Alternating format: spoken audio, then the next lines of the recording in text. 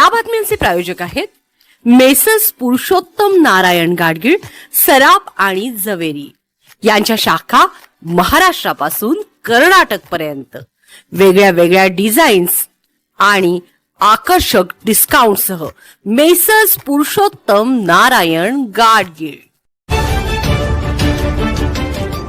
ताज्या बातम्यांसाठी पाहत रहा तिचा सागर न्यूज। ऑफिसच्या मीटिंग दरम्यान महिला सहकार्याच्या स्थानांकडे पाहणे हा गुन्हा नाही, मुंबई उच्च न्यायालयाचा निकाल।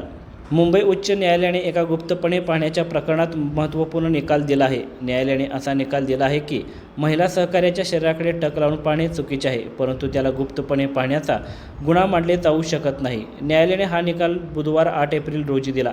हे प्रकरण अभिजित बसवंत निगुडकर विरुद्ध महाराष्ट्र राज्य असे आहे, ज्यामध्ये अर्जदाराने त्याच्या महिला सहकार्याच्या तक्रारीवरून मुंबईच्या बोरिवली पोलीस ठाण्यात 2015 मध्ये दाखल केलेल्या FIRला आव्हान दिले होते। न्यायमूर्ती अमित बोरकर यांच्या एकल खंडपीठाने या प्रकरणाची सुनावणी करून FIR रद्द केला होता। कलम 354C स्पष्ट करताना न्यायालयाने म्हटले, कलम 354C केवळ तेव्हाच लागू होतो जेव्हा एखादी स्त्री खाजगी कृत्य करत असते। जर एखाद्या पुरुषाने तिच्या गोपनीयतेत हस्तक्षेप केला किंवा तिचा फोटो व्हिडिओ काढला किंवा तो फोटो व्हिडिओ इतरांना पाठवला तर तो गुन्हा असून तो शिक्षेस पात्र आहे।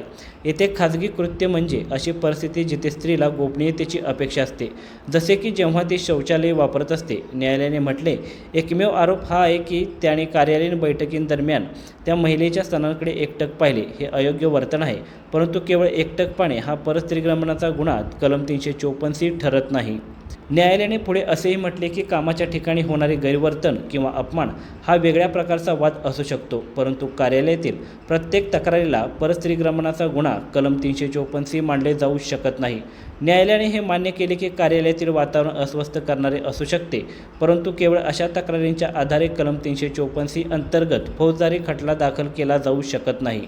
2014 मध्ये एका महिला सहकार्याने आरोप केला होता की ऑफिसमधील एका बैठकीदरम्यान आरोपी तिच्या डोळ्यात डोळे घालून पाहण्याऐवजी तिच्या स्तनांकडे एकटक पाहत असे आणि अनुचित टिप्पणी करत असे। कंपनीच्या अंतर्गत तक्रार समितीने देखील या प्रकरणाची चौकशी केली होती आणि आरोपीला या आरोपांमधून आधीच निर्दोष ठरवले होते।